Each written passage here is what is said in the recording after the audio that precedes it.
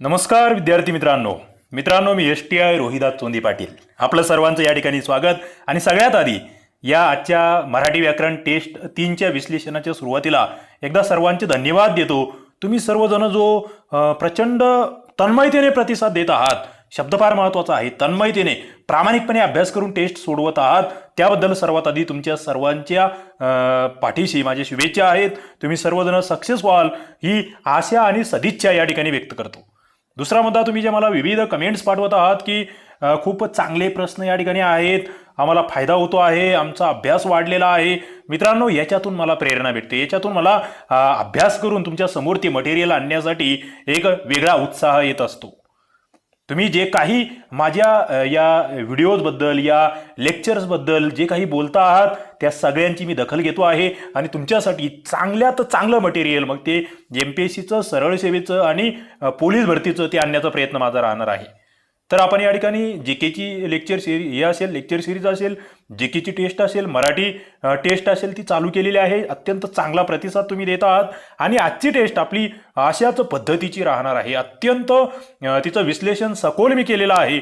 त्याच्यामध्ये खरं म्हणजे 25 प्रश्न, मात्र तुमचे 150+ प्रश्नांची तयारी त्या ठिकाणी होणार आहे। मित्रांनो, फक्त मला एक तुमच्याकडून अपेक्षा आहे लहानशी, ती म्हणजे मला तुमची उत्तरं पाहिजे आहे। मी तुम्हाला प्रश्न विचारणार आहे खूप सारे, या ठिकाणी उत्तरं मी तर देणारच आहे, मात्र तुम्हाला खूप सारे प्रश्न विचारणार आहे। तुम्ही तयार राहायचं आहे, एक वही पेन आपल्या सोबत ठेवायची आहे। ज्या विद्यार्थी मित्रांनी टेस्ट सिरीज जॉईन केली आहे त्यांच्याकडे तर त्यांना कंपल्सरी एक वही करायची सांगितलेली आहे। आपली वही पेन आपलं टेस्टमधलं काय चुकलेलं आहे, काय बरोबर आलेलं आहे, त्याच्यानंतर स्वतःचं मूल्यांकन झालं पाहिजे, कोणत्या टॉपिकवरचे कसे प्रश्न आपले चुकलेले आहेत ते बघावं लागेल आणि खाली उत्तरं देत चला, कमेंट बॉक्समध्ये लगेच उत्तरं तुम्ही दिले पाहिजे। या ठिकाणी आपण बघतो आहोत शब्दांच्या जाती यावरील ही टेस्ट आहे। मित्रांनो, टेस्ट अत्यंत म्हणजे हिला मी मध्यम स्वरूपाची टेस्ट म्हणेल, सोपी नाही। तुम्हाला जी डेमो टेस्ट मी दिलेली होती, जे त्याच्यामध्ये मुख्यतः पोलीस भरतीचे प्रश्न होते, मात्र आता त्याच्यात ग्रुप B, ग्रुप C, कंबाईनचे एक्झाम, राज्यसेवेचे काही प्रश्न आहेत, पोलीस भरती, तलाठी, सरळ सेवा, सगळ्या प्रश्नांचं मिश्रण आहे। आणि मराठी व्याकरणाचं एक लक्षात ठेवा मित्रांनो, राज्यसेवेला जे प्रश्न येतात ना, त्याच्यापेक्षा अवघड प्रश्न खाली टॅक्स असिस्टंट, काही वेळेस पोलीस भरतीला असतात मराठी व्याकरणाचे। मराठी व्याकरणाचं कोणत्या परीक्षेसाठी करतात हा विषयच नाहीये, सगळ्यांसाठी एकच मुद्दा आहे, तुम्हाला डीप जाऊन अभ्यास करायचा आहे, खोलात जाऊन स्टडी करायचा आहे आणि त्याचाच आढावा या ठिकाणी आपल्याला घ्यायचा आहे। पहिला प्रश्न सोपा होता, गोड या शब्दाचे भाववाचक नाम कोणते? पहिला प्रश्न वाचल्याबरोबर आनंद झालेला असणार आहे टेस्ट सोडवणाऱ्यांना। अरे गोड, गोडी, गोडवा, गोडसर, गुळचट, आता ऑप्शन नवीन आहेत, माझ्या मनाने टाकलेले ऑप्शन आहेत। मित्रांनो, या ठिकाणी उत्तर आहे गोडवा। काय आहे गोडवा? हे आपल्याला माहीत असतं, वा प्रत्यय लावणे असेल, पणा प्रत्यय लावणे असेल, विविध प्रत्यय लावून नामांपासून काय बनत असतात? भाववाचक नाम बनत असतात।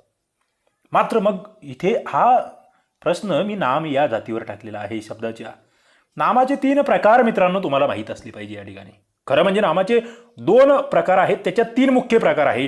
ते 2 प्रकार मी तुम्हाला सांगतो, खाली 3 प्रकार तुम्ही मला कमेंट बॉक्समध्ये सांगा।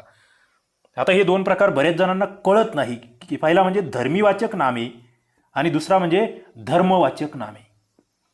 आता या धर्मीवाचकचे 2 प्रकार आहेत आणि धर्मवाचकचा 1 प्रकार आहे। ओके, ते लक्षात ठेवा। कोणकोणते आहे धर्मीवाचक नामे, कोणते आहेत 2 मला सांगा, आणि धर्मवाचक नाम 1 कोणतं आहे ते मला सांगा। नामाचे 3 मुख्य प्रकार मला आधी सांगा मित्रांनो, नामाचे 3 मुख्य प्रकार कोणते आहेत खाली कमेंट बॉक्समध्ये सांगा। दुसरा मुद्दा, नामामधला एक जो प्रकार आहे सामान्य नाम, ओके, सामान्य नामाचे आणखी 2 प्रकार पडतात, ते कोणकोणते? ओके, त्याच्यातलं एक सांगू तुम्हाला, एक आहे पदार्थवाचक नाम, दुसरा प्रकार कोणता सामान्य नामाचा?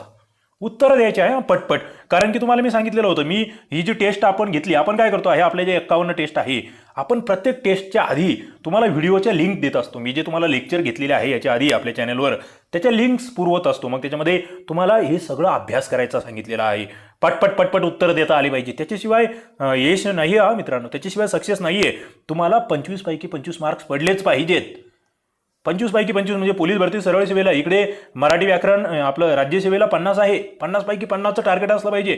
त्याच्यानंतर इकडे सरळ सेवा आहे, तिथे सुद्धा एक बऱ्यापैकी वेटेज आहे, तर ते लक्षात घ्या। कंबाईनमध्ये चांगलं वेटेज आहे, जे आधी 60 मार्क्स लावतात आता 50 मार्क्स आहेत मित्रांनो। मग कंबाईनवाल्यांनी काय केलं पाहिजे, अरे इथे मला 25 पैकी 24 पडले, तेव्हा मला तिकडे 50 पैकी 48 पडतील, हे गणित असलं पाहिजे. ओके, तर या ठिकाणी पहिला प्रश्न पहिल्या बाबतीत आपण गेलो. आणि मग भाववाचक नामासंदर्भात भाववाचक नामाची व्याख्या काय आहे मित्रांनो? भाववाचक नामामध्ये गुण, धर्म आणि भाव हे दर्शविले जातात. भाववाचक नामाचे पुन्हा 3 प्रकार आहेत. पुन्हा 3 प्रकार आहेत. मी तुम्हाला प्रकार सांगतो, तुम्ही त्याच्यामधली उदाहरणं सांगा. पहिलं स्थितीवाचक भाववाचक नामं असतात. स्थितीदर्शक कोणते आहे बरं? कोणते शब्द आहेत, कोणते भाववाचक नामं आहेत जे स्थिती दर्शवतात? दुसरं असतात गुणवाचक भाववाचक नामं. गुणवाचक, गुण दर्शवणारे कोणते आहेत सांगा कमेंट बॉक्समध्ये. आणि तिसरे असतात कृतीदर्शक भाववाचक नामं. कृती दर्शवणारे कोणते आहेत कमेंट बॉक्समध्ये सांगा. उत्तरं तुमचे फार महत्त्वाचे आहेत. उत्तरं देतायत याचा अर्थ तुम्ही अभ्यास केलेला आहे. आणि ज्यांच्याही डोक्याची वरून जात आहे त्यांनी समजायचं आपल्याला खूप अभ्यास करायची गरज आहे. खूप नाही म्हणते हो, मी खूप म्हणतच नाहीये. मी बेसिक बेसिक बेसिक बेसिक महत्त्वाचा अभ्यास आणि त्याचं वाचन, त्याचं रिडिंग आणि त्याच्या रिव्हिजन असल्या पाहिजे. सगळ्यात महत्त्वाचं आहे रिव्हिजन. ओके, आता आपण पुढे जातो आहोत. दुसऱ्या प्रश्नाकडे आपण वळतो आहोत. मित्रांनो, क्रमाने आलेल्या अक्षराच्या समूहाला अर्थ प्राप्त झाल्यास तो काय बनतो? बघा, क्रमाने आलेला अक्षराचा समूह याची व्याख्या तुम्हाला विचारलेली आहे. शब्द, वर्ण, अक्षर की वाक्य? क्रमाने आलेला अक्षराचा समूह. मित्रांनो, आता या ठिकाणी उत्तर आधी सांगून देतो. ज्या अक्षरांचा समूह असतो ना त्याला शब्द असं म्हटलं जातं. समजा या ठिकाणी मी म्हटलं तुम्हाला कमळ, बरोबर? कमळ.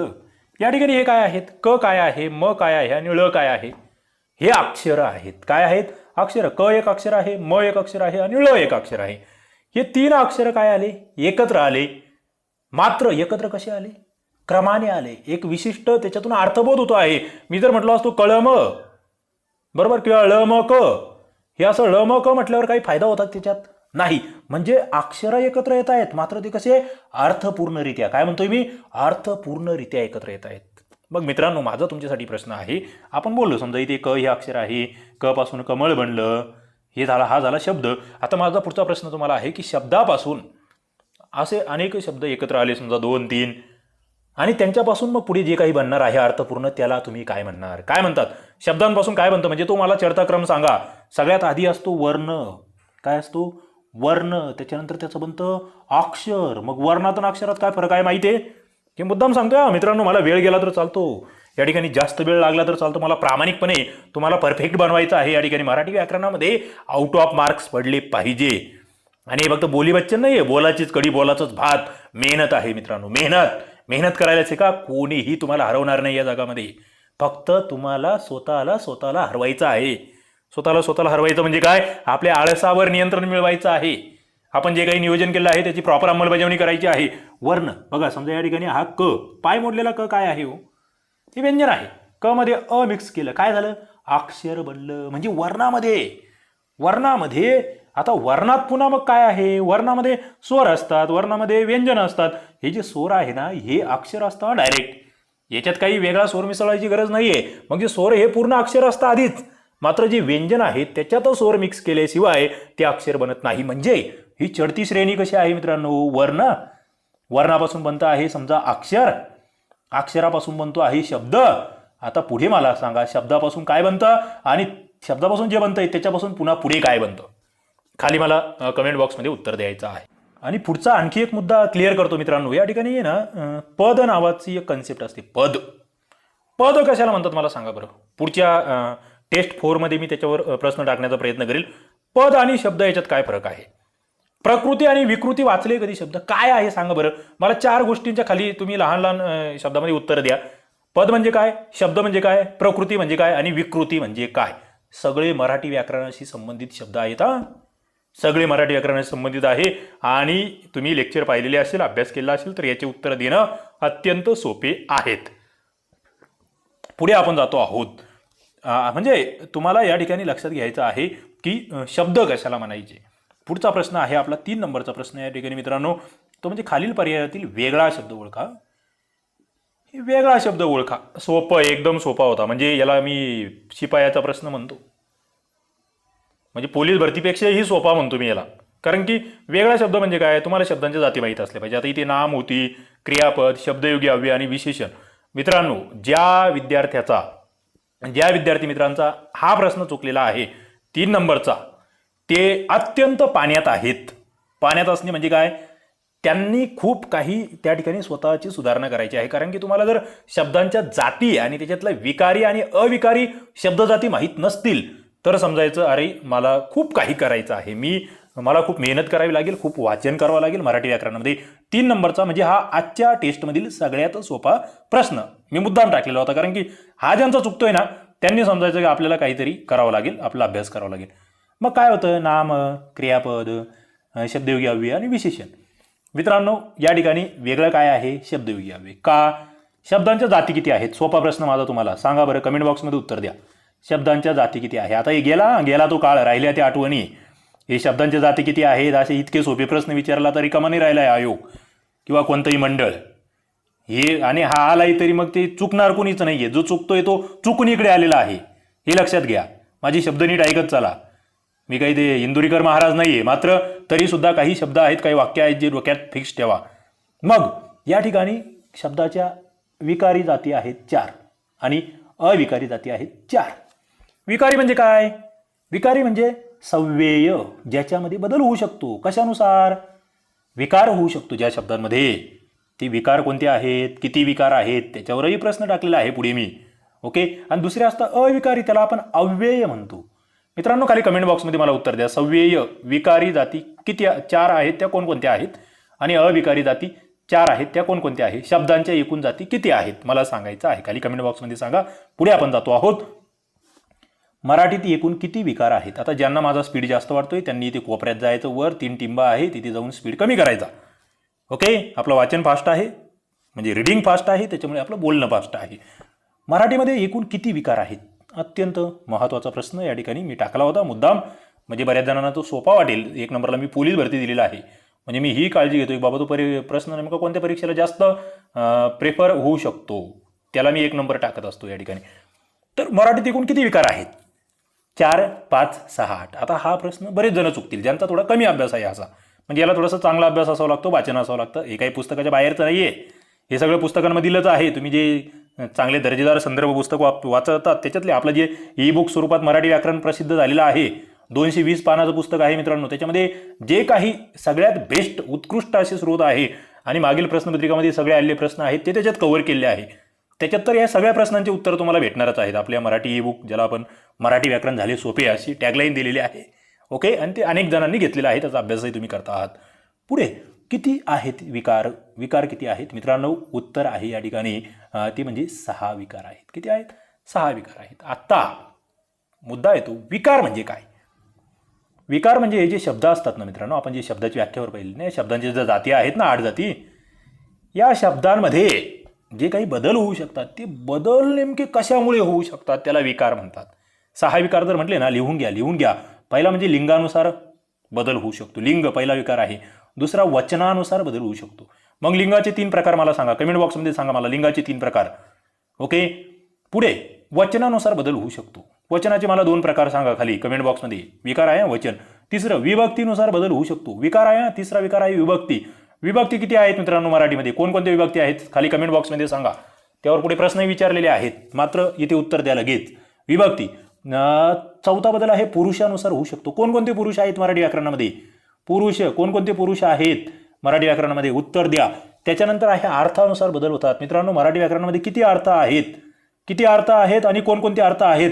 संख्या सांगा आणि त्या अर्थाचे नावं सांगा खाली लगेच कमेंट बॉक्समध्ये सांगा. पुढे काळानुसार विकार होतात. मराठी व्याकरणामध्ये किती मुख्य काळ आहेत आणि किती उपकाळ आहेत? प्रश्न हे सोपे आहेत. या ठिकाणी मी या प्रश्नांची उत्तरं तुम्हाला देत नाही, कारण की तुम्ही अभ्यास केलेला आहे. ज्याने अभ्यास केलेला नाही त्याने टेस्ट द्यायची नाही. त्याला टेस्टही कळत नाही आणि टेस्टचं विश्लेषणही कळत नाही. इथे पाहिजे अभ्यासावाले बस.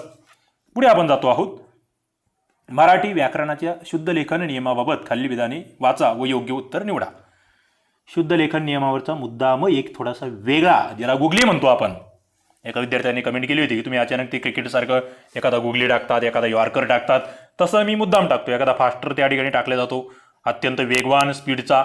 तसा हा वेगवान होता. म्हणजे जे नवीन आहेत ते पूर्णतः गोंधळून जाणार या ठिकाणी. नवी जुने सगळे म्हणजे जे हवेत गेलेले आहेत ना ते सगळे गुंडाळण्याचं काम करणारा हा प्रश्न होता.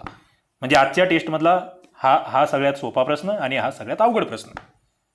आता शुद्ध लेखन नियमाबाबत, कारण की हा नियम हे कोणाला कळतं? ज्याचं चांगलं वाचन आहे, ज्याचं डीप वाचन आहे त्याला. पहिलं विधान होतं की मराठी भाषेमध्ये प्रत्येक शब्द हा स्वरांत लिहिला जातो. दुसरं विधान होतं मराठी भाषेमध्ये एकाक्षरी शब्द नेहमी दीर्घ लिहावे. तिसरं विधान होतं मराठी शब्दांच्या अंती येणारे एकार उकार नेहमी दीर्घ लिहावेत. आणि चौथं होतं वरील विधाने अचूक आहेत. काही जण आता लॉजिकने शेवटचं उत्तर मारून देतील आणि उत्तर तेच बरोबर आहे. तुम्ही परीक्षेतही जर बघितलं बऱ्याच वेळस म्हणजे ते टेक्निक आहे बरेच जणांचं, येतच नसेल ना मग वरीलपैकी सर्व असं टाकून द्यायचं. पण ते सगळ्याच बाबतीत नाही आहे. नाहीतर तुम्ही म्हणाल सर तुम्ही असं सांगितलं होतं, तसं नाही. मात्र मॅक्झिमम ठिकाणी तशा बाबी घडतात. पण मग मध्ये काय आहे आपल्याला ते समजलं पाहिजे. ओके, बघा या ठिकाणी जर बघितलं पहिलं विधान होतं की प्रत्येक शब्द हा स्वरांत लिहिला जातो. म्हणजे मित्रांनो समजा तुम्ही गाडी हा शब्द लिहिला, बरोबर, मराठीमधला कोणताही शब्द घ्या. आता हे शेवटी जे आहे ना या गाडीचा डीचा जर फोड केली तुम्ही तर ड पाय मोडलेला ड अधिक दीर्घ ई, बरोबर. म्हणजे याच्या शेवटी काय आलेलं आहे, स्वर आलेला आहे. गाडीच्या शेवटी काय आलेलं आहे, स्वर आलेला आहे. म्हणून याला काय म्हटलो आपण, स्वरांत. लक्षात येत आहे का, सोपं आहे, आपण वाचत नाही. म्हणजे हे काही पाठ करायचा विषय नाहीये. तुम्ही म्हटले समजा जात हा शब्द स्वरांत आहे का नाही, सरळ आहे ना. हे तची फोड करा बरं. त काय आहे, व्यंजन आहे. त्याच्या शेवटी स्वर कोणता येतो आहे, ओ. काय आहे, ओ, स्वरांत आहे. असं म्हणजे अशा पद्धतीचा हा पहिला नियम आहे. दुसरा नियम जर बघितला तर मराठी भाषेमध्ये एकाक्षरी शब्द नेहमी दीर्घ लिहितात. एकाक्षरी कोणताही शब्द कधीही लिहिताना काय लिहायचा, दीर्घ लिहायचा. ही असेल, ती असेल, मी असेल, हे कधी रस्व लिहू नका, कधी लिहू नका.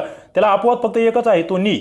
कोणता, हा जो नी आहे हा एवढा एक अपवाद आहे. हा जो पहिला नियम आहे ना त्याला फक्त तो अनवाला एवढा अपवाद आहे. त्याचा पाय मोडलेला असतो. फक्त एवढा अन आहे मराठीमधला. फक्त हा जो न आहे ना त्याचा पाय मोडलेला असतो. इकडे नी एवढा एकच शब्द आहे मराठीमध्ये की जो रस्व आहे. काय, एकाक्षरी असून काय आहे, रस्व आहे. नीट लक्षात ठेवा मित्रांनो. खाली मला तुम्ही लिहत चला.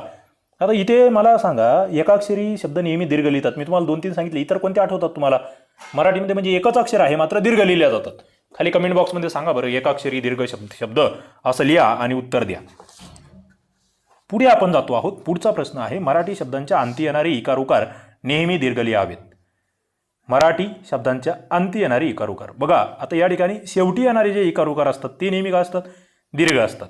म्हणजे समजा तुम्ही म्हटले बाटली हा शब्द लिहिला तुम्ही, काय बाटली, तर इथे हा रस्व कधीच लिहू नका. कधी मराठीमधला शेवटचा शब्द हा दीर्घ येतो. मित्रांनो मराठीमध्ये शेवटी रस्व येणारे शब्द आहे ना ते संस्कृत असतात. हा, हे नीट लक्षात ठेवा. मराठीमधला शब्द आता समजा तुम्ही या ठिकाणी म्हटले समजा कोणताही शब्द घ्या तुम्ही, किटली म्हटले, ओके, किटली, शेवटचा शब्द काय आहे, दीर्घ आहे. याला अपवाद एकच आहे मात्र, तोही लक्षात ठेवा. आणि हा अपवाद आहे. कोणता, आणि जो आहे तो शेवटी असून सुद्धा रस्व आहे. म्हणजे तुम्हाला आता कळालं असेल मराठी व्याकरणामधला नियम, शेवटचा शब्द नेहमी कसा असला पाहिजे, दीर्घच असला पाहिजे. दीर्घ म्हणजे दीर्घच असला पाहिजे. ओके, पुढे आपण जातो आहोत. पुढचा प्रश्न होता क्रिया दाखवून वाक्याचा अर्थ पूर्ण करणारी शब्द म्हणजे काय. एकदम सोपी व्याख्या होती.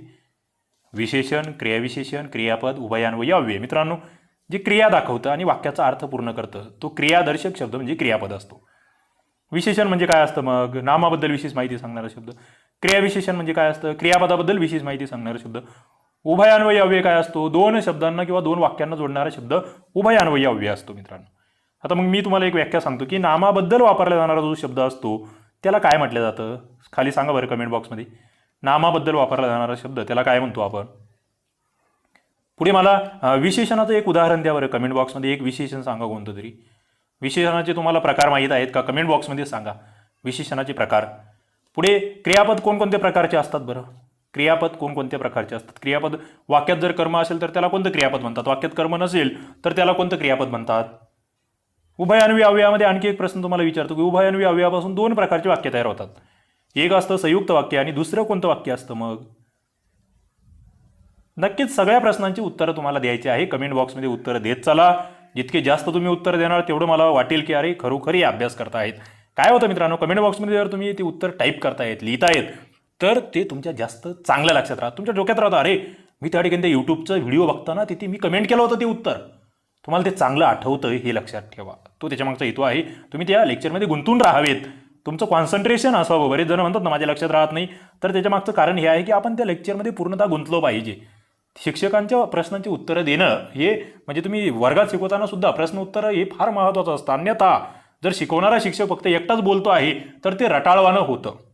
हा अनुभव म्हणजे मी हे शिकलेलो आहे, डीएड झालेला आहे, त्याच्यामुळे नक्कीच तो मला कामं येतो आहे. पुढे मराठीत नामाचा खालीपैकी कोणता प्रकार पडत नाही. एक सोपा प्रश्न होता.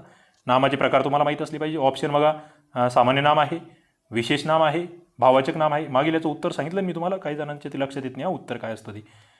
क्रिया दाखवून काय आहे, क्रियापद आहे. उत्तर 3 नंबर 6चं उत्तर 3 आहे.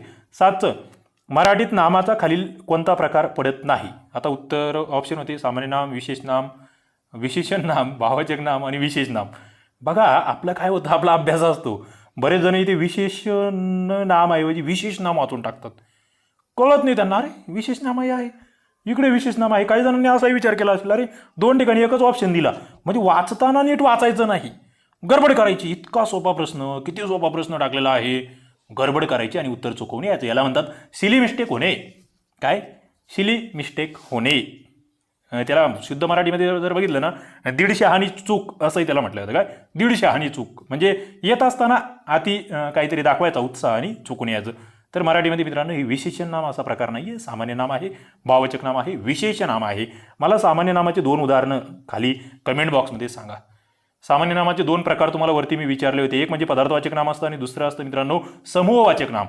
तुम्हाला पदार्थवाचक नामं माहीत आहे? सांगा बरं 1-2 पदार्थवाचक नाम. कोणते आहेत पदार्थवाचक नामं सांगा कमेंट बॉक्समध्ये. दुसरं समूहवाचक नामं सांगा बरं. समूहवाचक नामं म्हणजे आंब्याची काय असते असं आपण म्हणतो बघा, किंवा पक्ष्यांचा टिंबडिंब असतो. हे काय आहे, समूहवाचक नामे. सांगा खाली कमेंट बॉक्समध्ये सांगा. पुढे विशेष नामं सांगा मला. विशेष नाम आणि सामान्य नाम यांच्यात काय फरक असतो? सामान्य नाम म्हणजे एका विशिष्ट जातीला दिलेलं नाव असतं. विशेष नाम म्हणजे एका विशिष्ट व्यक्तीला दिलेलं नाम असतं. मित्रांनो विशेष नामाचं अनेक वचन होतं की नाही होत? विचार करा आणि करा बरं कमेंट. विशेष नामाचं अनेक वचन होतं का? मला सगळ्यात महत्त्वाचा तो प्रश्न आहे की सामान्य नाम, भाववाचक नाम आणि विशेष नाम याच्यामध्ये कोणत्या नामाचं अनेक वचन होतं आणि कोणत्या नामाचं अनेक वचन होत नाही? आलेले मुद्दे सगळे हे याच्यामध्ये बाप माणूस आहे मित्रांनो. मी स्तुती करत नाहीये. मी मराठी व्याकरण शिकवलेलं आहे क्लासेसला, त्याचा अभ्यास केलेला आहे, त्याच्या नोट्स काढलेल्या आहे आणि इतक्या वेळेस वाचलेलं आहे मराठी व्याकरण. आणि याच्यामध्ये विशेष म्हणजे मी फक्त मोरावळंबी बाळासाहेब शिंदे हे वाचून थांबलेलो नाहीये. मोरो केशव दामले सरांचं पुस्तक आहे, मोरो केशव दामले मुके दामले 1000 पानाचं पुस्तक आहे मित्रांनो, ते मी वाचलेलं आहे. हे काही फुकट येत नसतं, हे याला मेहनत करावी लागते. मला अजिबात स्वतःची स्तुती करायची नाही आहे, मला तुम्हाला प्रेरित करायचं आहे की अरे आपल्याला मेहनत करावी लागेल, आपल्याला अभ्यास करावा लागेल, मग या सगळ्या गोष्टी शक्य होतील. पुढे लिंग विचाराबाबत चुकीचा पर्याय निवडा. हा प्रश्न मी तयार केलेला आहे. दिसायला अत्यंत लहानसा आहे, छोटासा आहे, मात्र दम आहे. दम काय, प्रश्नामध्ये दम आहे. ज्याची कन्सेप्ट क्लिअर आहे, ज्याचं वाचन आहे, त्यालाच या प्रश्नाचं उत्तर जमेल.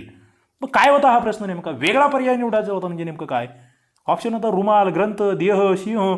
बऱ्याच जणांना हे कळालंच नसेल नेमकं काय नेमकी भानगडी.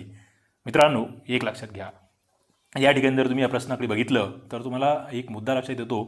तो म्हणजे इथे तुम्हाला सरळ सरळ लक्षात घ्यायचा आहे. रुमाल हा शब्द जो आहे हा वेगवेगळ्या पद्धतीने त्याला लिहिल्या जाऊ शकतं. म्हणजे रुमालाला पगडी, पागोटे, तो रुमाल, ती पगडी, ती पागोटी. म्हणजे लिंगानुसार एकच वस्तू एकच आहे, मात्र शब्द वेगवेगळे आहेत.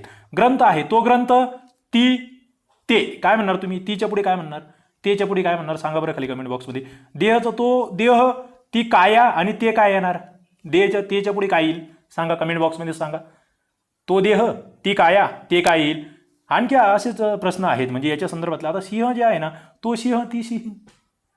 समजलं? सिंहचं तसं नाही येते, सिंहचं 2च ही गोष्टी होणार आहे. समजा वाडा आहे, वाडा, तो वाडा, ती काय येईल आणि ते काय येईल मला सांगा. हे पुस्तकातले प्रश्न आहेत. दरवाजा आहे, समजा दरवाजाच्या बाबतीत तो दरवाजा, ती काय आणि ते काय. उत्तरं आहेत ना, उत्तरं आहेत. ज्याने वाचलंय ते पटपट पटपट उत्तरं देणार आहेत. ज्यांनी नाही वाचलं त्यांना मग हे सगळं अवघड वाटेल.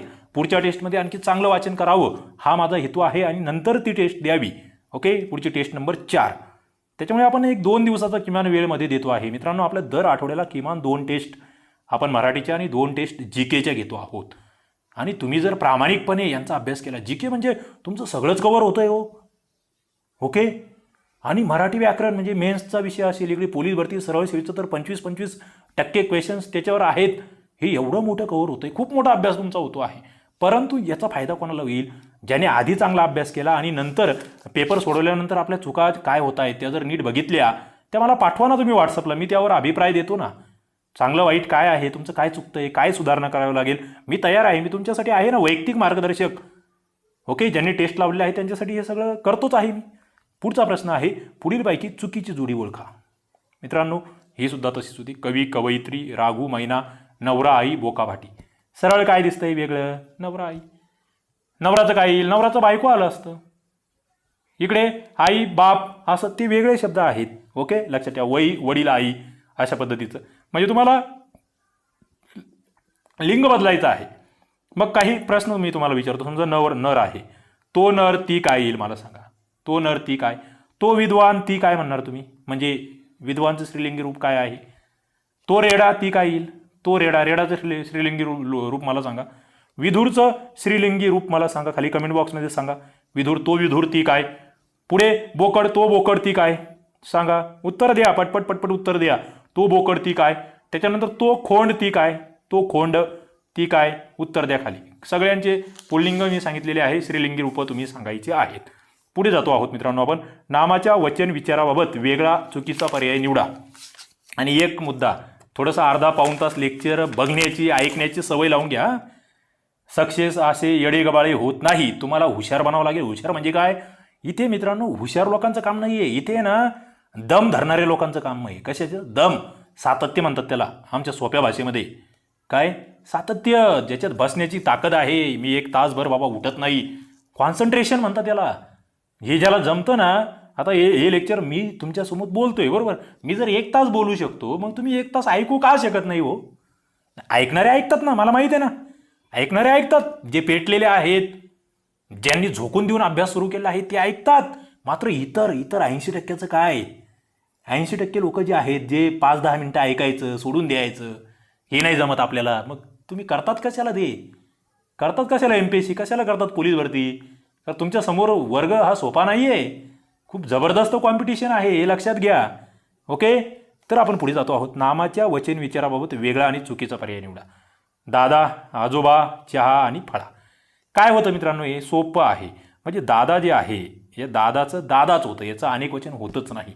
आजोबा, किती आजोबा आले तर आजोबाच होणार, आजोबे होणार नाही.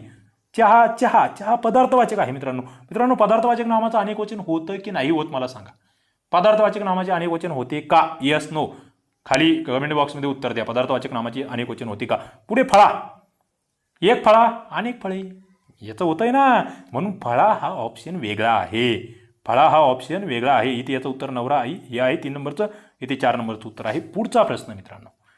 पुढचा प्रश्न सुद्धा गुगली होता क्रिकेटच्या भाषेत. ओके, गुगली कसा? अरे दिसायला तर खूप मोठा, मात्र सोपा पण कोणासाठी? अभ्यास करणाऱ्यांसाठी. खालीलपैकी चुकीचे विधान ओळखा. पहिलं विधान होतं, मराठीत विभक्तीचे 8 प्रकार आहे. सर्वांना संस्कृत नावे आहेत. दुसरं विधान होतं, नाम सर्वनामाचे विभक्ती रूप बनवताना त्यापुढे किंवा त्यानंतर प्रत्यय लागतो.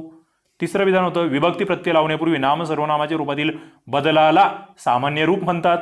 आणि चौथं होतं, नाम सर्वनामाचा क्रियापदाशी येणारा जो संबंध असतो त्याला कारकार्थ म्हणतात. आता बघा, सगळ्यात महत्त्वाचा मुद्दा. एवढा मोठा प्रश्न आहे, त्याचे 4 मोठे मुद्दाम बनवलेले मी ऑप्शन्स आहेत मित्रांनो. हे प्रश्न मी तयार केले आणि खूप सारी पुस्तकं वाचलेली आहेत. थप्पी पडलेली आहे अशी मराठी व्याकरणांच्या अनेक पुस्तकांची माझ्याकडे. त्याच्यातून हे बनवलेले आहे. तुम्हाला त्या ठिकाणी विचार प्रवृत्त करण्यासाठी बनवलेले आहे. तुम्हाला परफेक्ट बनवायचं आहे. मग इथे काय होतं, सगळंच बरोबर वाटायला लागतं काही जणांना. ज्यांना माहीत नाही, काहींना कारकार्थ माहीत नसतो, काहींना सामान्य रूप माहीत नसतं, काहींना प्रत्यय माहीत नसतं. म्हणजे वाचलेलं नसतं आणि मग घोळ होतो. मित्रांनो, हे खालील 3ही विधानं बरोबर होतं. पहिलं विधानसुद्धा त्याचं हे 8 प्रकार हेही बरोबर होतं. मात्र सर्वांना संस्कृत नावे आहेत. फक्त एवढं चुकीचं होतं या ठिकाणी. तुम्ही म्हणाल मग काय बरोबर आहे? ते तर संस्कृतच नावे आहेत. मित्रांनो, पहिल्या 7 विभक्तींना संस्कृत नावे आहे. 8वी जी आहे संबोधन ही मराठी नाव आहे. म्हणजे प्रश्नाची काठिण्य पातळी काय आहे ते लक्षात घ्या. अशा स्वरूपाचे प्रश्न तुम्हाला कोणी देणार नाही. कोणत्याही प्रश्नपत्रिकेत तुम्हाला भेटणार नाही. आणि याची गरज आहे. इथून पुढे तुम्हाला गरज आहे. तुम्ही अवघड प्रश्न सोडवा, तेव्हा सोपे सोडवता येईल. नाहीतर मग त्या काढायचे का सिरीज, शब्दांची किती जाती आहे, मग याला नामाला काय म्हणतात, सर्वनामाला, तसे प्रश्न विचारायचे का मला सांगा. खाली कमेंट बॉक्समध्ये सांगा की अवघड प्रश्न काढा की सोपे काढा की मध्यम काढा. आता याच्यामध्ये मध्यम, सोपे, अवघड 3ही आहेत. मात्र हे अवघड 4-5 प्रश्न मी मुद्दाम टाकलेले आहेत. पुढे सला ते सलाना ते सारखे प्रत्यय असणारी विभक्ती जोडी कोणती? मित्रांनो, अनेक वेळा विचारला गेलेला प्रश्न. उत्तर आहे द्वितीय आणि चतुर्थी. आता तुम्हाला प्रश्न आहे, प्रथमा विभक्तीचे प्रत्यय कोणते आहेत? प्रथमेला प्रत्यय असतात का? द्वितीय विभक्तीची आपण बोललो. तृतीय विभक्तीची मला प्रत्यय सांगा आणि तृतीयचा कार्यकर्ता सांगा. कमेंट बॉक्समध्ये उत्तर द्या. मला 2 जणांनी जरी उत्तर दिले ना तरी मी संतुष्ट होतो. मला एका जणांनी जरी उत्तर दिलं तरी चालतं, कारण मला माहिती आहे सगळे नोकरीला लागणार नाहीये. सगळे हे नसतात, प्रामाणिक नसतात किंवा सगळे मेहनती नसतात. काही जणांचं टाइमपास चालू असतं. चतुर्थीचे प्रत्यय आपण पाहिले. पंचमीचे मला विभक्ती प्रत्यय सांगा. पंचमीची विभक्ती प्रत्यय काय आहे, पंचमीचा कार्यकर्ता काय आहे. लेक्चर घेतलं आहे याच्यावर मी, एकदम परफेक्ट लेक्चर घेतलेलं आहे. षष्टीचं मला विभक्ती प्रत्यय सांगा, षष्टीचा कार्यकर्ता सांगा. त्याच्यानंतर सप्तमीची विभक्ती प्रत्यय सांगा, सप्तमीचे कार्यकर्ता सांगा. आणि पुढची ज्याला अष्टमी नाही म्हणत आपण, त्याला संबोधन म्हणतो. संबोधनामध्ये एकवचनात कोणता प्रत्यय येतो आणि अनेक वचनात कोणता प्रत्यय येतो, दोन्हीमध्ये प्रत्यय येतो का, कुठे प्रत्यय येतो आणि त्याचा कार्यकर्ता काय. मित्रांनो, प्रश्न तुमच्यासाठी आहेत. विभक्तीवरचे अनेक प्रश्न या ठिकाणी कव्हर व्हावे म्हणून हा 12 नंबरचा प्रश्न या ठिकाणी मी शटल केलेला होता किंवा तो घेतलेला होता. पुढे 13 नंबरचा वर्ग 3चा प्रश्न आहे. आधी सांगतोय, टॅक्स असिस्टंटला 2018ला आलेला प्रश्न होता. वर्ग 3 म्हणजे काय. पोलीस भरती काय आहे मित्रांनो, वर्ग 3 आहे. सरळ सेवा काय आहे, वर्ग 3 आहे. तलाठी, ग्रामसेवक हे सगळं ओके, एक्साईज असेल वगैरे सगळं वर्ग 3. वर्ग 3ला कसा प्रश्न येतो ते तुम्हाला सांगायचं आहे. बघा प्रश्न बघा. जो विकारी शब्द विशिष्ट अर्थाचा द्योतक नसून ज्यास पूर्वापार संबंधाने सर्व प्रकारच्या द्वितीय नामाचा अर्थ येऊ शकतो त्याला टिंबटिंब असे म्हणतात. क्लास 3चा प्रश्न आहे हा, राज्यसेवेचा नाहीये. मला या प्रश्नातून तुम्हाला दाखवून हे द्यायचं होतं की बाबांनो, हे राज्यसेवेचं मराठी व्याकरण अवघड असतं, MPSCचं अवघड असतं आणि खाली मग याचं सोपं असतं असं अजिबात नाहीये. वर्ग 3चा प्रश्न आहे, त्याच्यामुळे तुम्हाला अभ्यास कोणत्या लेवलचा करायचा आहे ते लक्षात घ्या.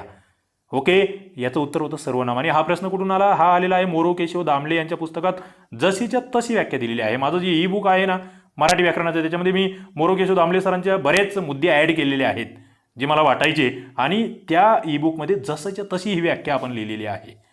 नक्कीच तुम्हाला थोडंफार त्याचा आधार घ्यावा लागणार आहे किंवा घेतला पाहिजे. पुढे खालीलपैकी चुकीची जोडी ओळखा. विशेषणाच्या प्रकाराबाबतची जोडी आहे मित्रांनो. बघा, पहिलं होतं साकल्यवाचक उभयता, दुसरं अनिश्चित बरीच, तिसरं पृथकत्ववाचक सकल आणि चौथं आवृत्तीवाचक त्रिवार. आता याच्यातही बरेच जण गोंधळले असतील, बरेच जणांचा याचा अभ्यास नसतो. मात्र तसं गोंधळून चालणार नाही. या ठिकाणी जर तुम्ही बघितलं तर तुम्हाला 14चं उत्तर भेटतं 3 पृथकत्ववाचक. मित्रांनो, या ठिकाणी सकल हे उत्तर दिलं होतं, मात्र ते उत्तर नाही आहे. पृथकत्व म्हणजे काय, वेगवेगळे करणं आपण ज्याला म्हणतो, वेगवेगळे गट करणे. समजा 1-1 असेल, 10-10 असेल, याला पृथकत्ववाचक म्हणायचं. ओके, ते लक्षात घ्या. साकल्यवाचक आहे वरती उभयता, अनिश्चित बरीच आहे, आवृत्तीवाचकमध्ये त्रिवार आहे. अनेक उदाहरणं या ठिकाणी असतात, ते तुम्हाला लक्षात घ्यावं लागेल. पुढे आपण जातो आहोत. पुढचा एक प्रश्न होता, खा पी दे घे ने कर हस पकड हे खालीलपैकी काय आहेत. कृतप्रत्यय मूळ धातू, कृदंते साधी धातू हे मूळ धातू आहेत. सरळ सरळ लक्षात ठेवा. जास्त या ठिकाणी तुम्हाला म्हणजे जास्त परेशान होण्याची गरज नाही आहे. जर वाचलेलं असेल तर या ठिकाणी हे नक्कीच कळेल. कृदंत, मित्रांनो, कृदंतासाठी आणखी कोणता शब्द आहे मला सांगा. कृदंताचा समानार्थी शब्द काय आणि कृदंताचा विरुद्धार्थी शब्द काय. ज्यांचं वाचन आहे त्यांना नक्कीच या प्रश्नाचं उत्तर देता येईल. ओके, पुढे जाऊ आपण. खालील विधानांमधील किंवा जोड्यांमधील अयोग्य पर्याय ओळखा. हेही असंच थोडा वाटणारा मोठा प्रश्न, मात्र सोपा. ज्यांनी क्रियापद हा टॉपिक चांगला केला आहे त्यांना येतील असे हे प्रश्न आहेत. तो विहिरीत डोकावला, तिने त्याचा प्रस्ताव लाथाडला, नामसाधित क्रियापदे. दुसरं, तो तिच्यापासून दुरावला, चोराने वस्तू लांबवली, विशेषण साधित. तिसरं, संगणकामुळे माणसे पुढारली, त्याची तब्येत खालावली, संयुक्त. चौथं, दादाच्याने चिंच खावं होते, आईला आता बसवते, शक्यार्थक. मित्रांनो, इथे सरळ तुम्हाला ऑप्शन कट करायचे होते. काय बघा, नामसाधित म्हणजे डोकेपासून डोकावला बनलं, लातपासून लाथाडलं बनलं, नामापासून बनलेलं क्रियापद आहे. पुढे दूरपासून दुरावला आणि लांबपासून लांबवली, विशेषण आहे दूर आणि लांब, त्याच्यापासून बनलेलं क्रियापद आहे.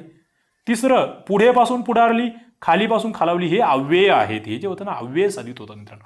संयुक्त क्रियापद कधी कसं असतं, 2 बाबी त्या ठिकाणी जोडलेल्या असतात, एवढं लक्षात घ्या. संयुक्त नावातच आहे काय, सहाय्यक क्रियापद प्लस मुख्य क्रियापद, धातू साधित त्या ठिकाणी असतो, ते लक्षात घ्या. धातू साधित प्लस सहाय्यक क्रियापद. संयुक्त क्रियापदाचं एखादं उदाहरण तुम्हाला सांगता येईल का. खाली कमेंट बॉक्समध्ये एक उदाहरण सांगा बरं. कोणाला माहीत असेल तर, कोणी लेटेस्टमध्ये वाचला असेल तर, ज्यांनी अभ्यास केला आहे त्यांना जमेल. पुढे, दादाच्याने चिंच खावं होती आणि आईला आता बसवते. खावं होते, बसवते या क्रिया शक्य आहेत. ओके, पॉसिबल आहेत म्हणून त्याला आपण शक्यार्थक म्हणतो. म्हणजे या ठिकाणी 3 नंबरचं विधान जे होतं ते चुकीचं होतं. उत्तर 3 नंबर होतं. पुढे, तुम्ही पुढे व्हा मी आलोच. काळासंदर्भातलं एक पुन्हा पुन्हा कन्फ्यूज करणारं विधान आहे हे. अनेक जणांना या ठिकाणी घोळ होतो म्हणून मुद्दाम टाकलं होतं. पहिलं होतं निसंशय भविष्यकाळ, दुसरं सन्निहित भविष्यकाळ, तिसरं सन्निहित भूतकाळ आणि चौथं यापैकी नाही. या ठिकाणी जर तुम्ही बघितलं तर सन्निहित भविष्यकाळ. काय? सन्निहित भविष्यकाळ हे लक्षात घ्या. कारण की काय या ठिकाणी काय असतं माहिती आहे का, सन्निहित भविष्यकाळामध्ये ताबडतोब घडणारा आहे क्रिया बाबा. ओके, ताबडतोब हा शब्द लक्षात ठेवा, लिहून घ्या. सन्निहित भविष्यकाळ ताबडतोब घडणारी क्रिया. पुढे मराठीत क्रियापदाचे 4 अर्थ आहेत. त्यात स्वार्थ, आज्ञार्थ, भावार्थ, संकेतार्थ येतात. आता हे बरेच जण इथे गोंधळतात. 18 नंबरचा प्रश्न आहे. 4 अर्थ आहेत, बरोबर आहे. त्यात स्वार्थ, आज्ञार्थ, भावार्थ, संकेतार्थ. काही जणांना घाई झालेली असते. अरे ओके, वाचलेला आहे ना भाऊ, लगेच उत्तर दोन्ही बरोबर. मात्र मित्रांनो नीट वाचायला शिका. मी काही इतका वेडा नाही आहे. प्रश्न काढणारा जो प्राणी आहे तोही हुशार आहे. ओके, हे लक्षात घ्या. 10 वर्षाचा अनुभव आहे. मग स्वार्थ आहे, आज्ञार्थ आहे, संकेतार्थ आहे, मात्र भावार्थ नाही आहे. इथे विद्यार्थ आहे. आता हे बरेच जण ज्यांनी पेपर दिला आहे, थोडाफार अभ्यास असणारे जे आहेत ना, ज्यांना थोडा अभ्यास झाला तरी वाटतं माझा खूप अभ्यास झालाय, अशातले जे वर्ग आहे त्यांना वाटेल अरे हे तर चुकलं यार, हे वाटतं तितकं सोपं नाही आहे. खूप सोपा वाटला मला हा प्रश्न, चुकलेला आहे असं होऊ शकतं. ओके, तर या ठिकाणी फक्त पूर्वार्ध बरोबर आहे, उत्तरार्ध चुकीचा होता. हे नीट लक्षात घ्या. पुढे आता याच्यातला मी एक लहानसा प्रश्न विचारतो. या 4 जे हे असतात अर्थ, याच्यापैकी ज्या वाक्यांमध्ये अट असते, अट ते कोणत्या याच्यामध्ये समाविष्ट होतं बरं? तिथे कोणता अर्थ असतो मला सांगा.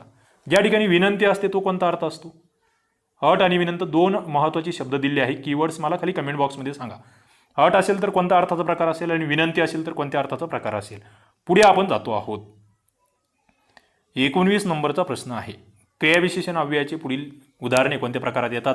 जेवी, व्यर्थ, झटकन आणि नक्की ही उदाहरणं दिली होती.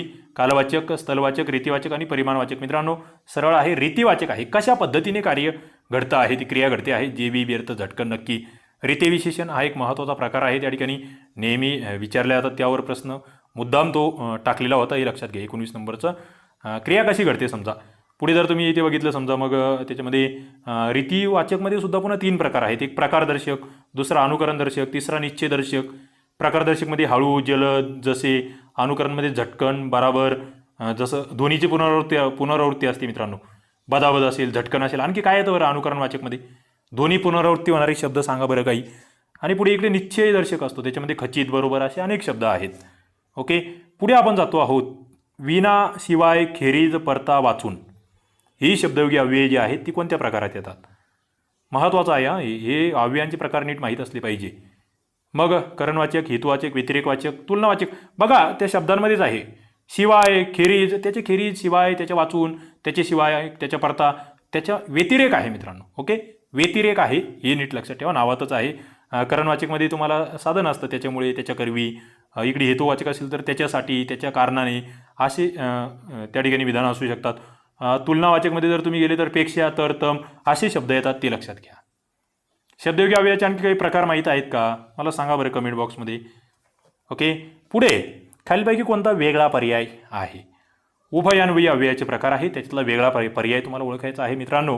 प्रश्न 21 नंबरचा लहान जरी दिसत असला तरी याच्यामध्ये खूप मोठा अर्थबोध आहे, हे नीट लक्षात घ्या. आता बऱ्याच जणांना थोडंसं या ठिकाणी अक्षर लहान आहे. 480 पिक्सेलमध्ये तुम्ही व्हिडिओ बघत चला. नेटवर्क व्यवस्थित असलं पाहिजे, म्हणजे काय होतं तुम्हाला क्लिअर कळेल. तुम्ही जर ते 240ने आणि 360ने पाहिलात तर तुम्हाला व्यवस्थित दिसणार नाही, हे लक्षात घ्या. ओके, तो एक मुद्दा थोडासा नोटिंग करा. कोणता पर्याय वेगळा आहे? समुच्चयबोधक, कारणबोधक, न्यूनत्वबोधक, संकेतबोधक. बऱ्याच जणांना कळणार नाही नेमका प्रश्न काय आहे, परंतु प्रश्न अत्यंत महत्त्वाचा आहे, अनेक वेळा आलेला आहे आणि या टाईपचे प्रश्न येतात. सगळ्यात महत्त्वाचं मित्रांनो जे उभयान्वयी अव्यय असतात, उभयान्वयी अव्यय काय करतात? 2 शब्दांना 2 वाक्यांना जोडण्याचं काम करतात आणि याच्यापासून मग 2 प्रकारचे वाक्य बनतात. एक म्हणजे प्रधानत्व सूचक उभयान्वयी अव्यय असतात आणि दुसरे गौणत्व सूचक उभयान्वयी अव्यय असतात. प्रधानत्व सूचक उभयान्वयी अव्यय आणि गौणत्व सूचक जे असतात, प्रधानत्व सूचक पासून संयुक्त वाक्य बनतात. कोणते? हे नीट लक्षात घ्या, हे फारच महत्त्वाचं आहे. आणि माझं हे जे लेक्चर चालू आहेत किंवा ही जी टेस्ट सिरीज माझी चालू आहे ना, जे सिरियस विद्यार्थी आहेत ज्यांना पोस्ट काढायची का त्यांच्यासाठी आहे. जे येडेगबाळे आहे ते पळून गेले, आतापर्यंत सोडून गेले मध्येच व्हिडिओ पाहणं, हे लक्षात घ्या आधी मित्रांनो. कारण की याला आहे ना खूप बसावं लागतं, इच्छाशक्ती असावी लागते. तर संयुक्त वाक्य आणि पुढचं आहे गौणमध्ये मिश्र वाक्य. गौणपासून काय तयार होतं? मिश्र वाक्य. मित्रांनो, याचं एक अत्यंत चांगलं शॉर्टकट मी बनवलेलं आहे, ते लिहून घ्या खाली. वहीवर लिहून घ्या नक्कीच. ते जर तुम्ही डबल टिबल पुन्हा पुन्हा जर पाठ केलं तर तुमच्या क्लिअर लक्षात राहील. म्हणजे तुम्हाला शब्दयोगी अव्ययाचे 8 प्रकार तोंडपाठ झाले पाहिजे. किती? 8 प्रकार शब्दयोगी अव्ययाचे. आणि त्याच्यावरून मग तुम्हाला संयुक्त वाक्यवाले प्रकार आणि मिश्र वाक्यवाले प्रकार ते लक्षात येतात. आणि हे फार महत्वाचं आहे. हे तुम्हाला पोस्ट काढायचे असेल ना फायनल, ते 25 पैकी 25 फुकट नाही भेटत. ते 15-20 कोणालाही पडतात. मग त्याच्यात तुम्ही जाऊच नका. 20च्या खालचा बाहेर डायरेक्ट, हे लक्षात घ्या आधीच. मी स्पष्ट बोलतो, काही लोकांना रागही येत असेल, पण जे आहे ते आहे. ओके. बघा, संयुक्त वाक्यामध्ये मित्रांनो या ठिकाणी लक्षात ठेवायचं सविनय परी. हे मुद्दाम थोडंसं डीप सांगतोय, महत्त्वाचं आहे, मला महत्त्वाचं वाटतं. याच्यावर लेक्चर खूप चांगलं टाकलं आहे मी, एकदम इंटरेस्टिंग लाईव्ह लेक्चर टाकलं आहे, ते तुम्ही बघू शकतात. सविनय. स म्हणजे काय?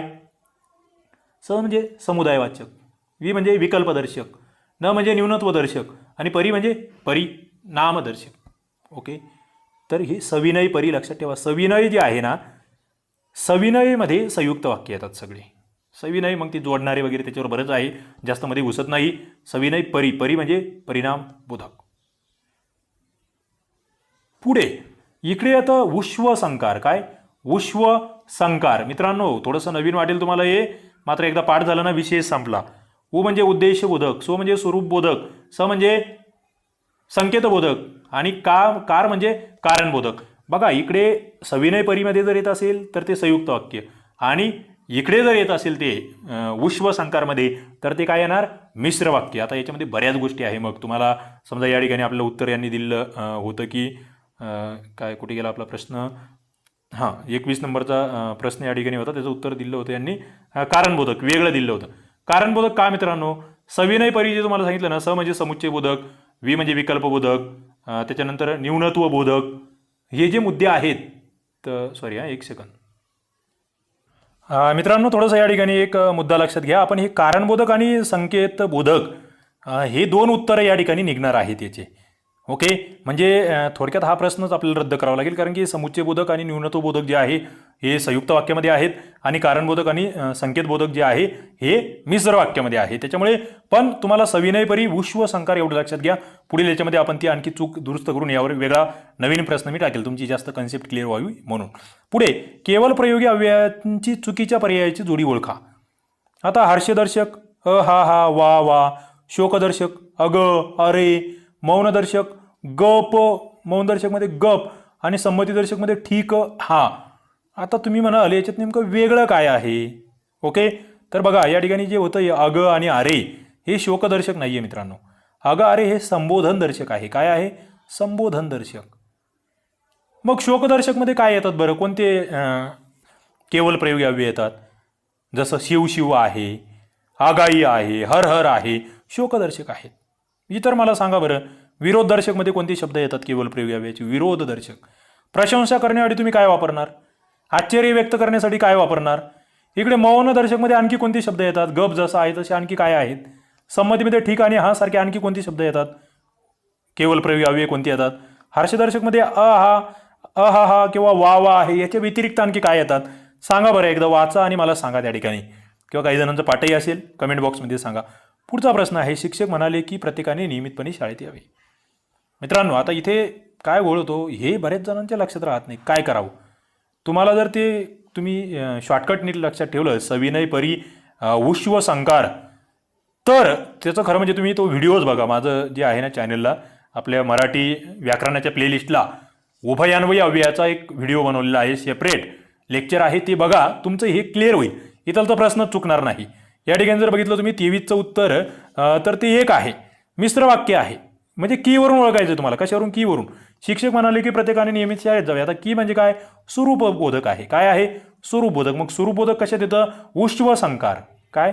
उश्वसंकार. मित्रांनो, तुम्हाला आता लगेच लक्षात आलं असेल की बाबा तुमचं जर शॉर्टकट पाठ असेल तर उद्देशदर्शक, स्वरूपदर्शक, त्याच्यानंतर संकेतबोधक आणि कारणदर्शक जर आलं या ठिकाणी, तसे शब्द जर आले तर ते लगेच मिश्र वाक्यामध्ये जातं. दुसरे शब्द आले तर ते कशात जाणार आहे? संयुक्त वाक्यात जाणार आहे. तो मुद्दा लक्षात घ्या. थोडंसं या ठिकाणी तुम्हाला कळण्यास कदाचित अडचणी येऊ शकतात. तो टॉपिक थोडा व्यवस्थित करावा लागेल तुम्हाला. त्यावर आणखी प्रश्न टाकेल मी. पुढे पोर या शब्दाचे अचूक लिंग ओळखा. तो पोर, ती पोर, ते पोर की तिन्ही पर्याय? तिन्ही पर्याय. सोपा प्रश्न होता. पुढे कोण काय करणार आहे माझे, या विधानातील कोण हे सर्वनाम कोणती भावना व्यक्त करते, कोण काय करणार आहे माझे. प्रश्न आलेला आहे, याच्या आधी मुद्दाम टाकलेला आहे. आश्चर्य आहे, तुच्छता, अगतिकता की विलक्षणपणा, तर तुच्छता आहे. दुसऱ्याबद्दल कमीपणाची भावना आहे, कोणाकडून काय होणार माझं, अशा पद्धतीची. मित्रांनो, या पद्धतीने 25 प्रश्न आणि त्यांचं विश्लेषण जवळपास 150 प्रश्न आपण या ठिकाणी कव्हर केले आहे. म्हणजे तितक्या जास्त बाबी तुम्हाला त्या ऑप्शनमधून मी विचारलेल्या आहेत. तुम्ही जर प्रामाणिकपणे हे व्हिडिओ लेक्चर बघितले कंटिन्यू, याच्या आधी टेस्ट 1 टेस्ट 2चे विश्लेषण माझ्याकडे टाकलेले आहेत, तेही व्यवस्थित बघा आणि अभ्यास करत चला, वाचन करत चला. आणखी 2 दिवसानंतर आपली पुन्हा टेस्ट होणार आहे. जे नवीन विद्यार्थी आहेत, ज्यांनी अजून टेस्ट जॉईन केलेली नाही आहे, त्यांनी खाली डिस्क्रिप्शनमध्ये डिटेल दिलेले आहेत, नंबर दिलेला आहे, त्यावर मला मेसेज करा आणि तुम्हाला सुद्धा या उपक्रमामध्ये सहभागी होता येईल. मग मराठी व्याकरण असेल, GKची टेस्ट सिरीज असेल किंवा ई बुक्स घेऊन तुम्ही आपला अभ्यास नक्कीच वाढवू शकतात. या ठिकाणी आपण थांबूया. तुम्हाला पुढील लेक्चर सिरीज किंवा हे टेस्टचे हे व्हिडिओज पाहायचे असेल तर नक्कीच आपल्या चॅनलला सबस्क्राईब करून ठेवा आणि आवडला असेल लेक्चर तर नक्की लाईक करा. धन्यवाद.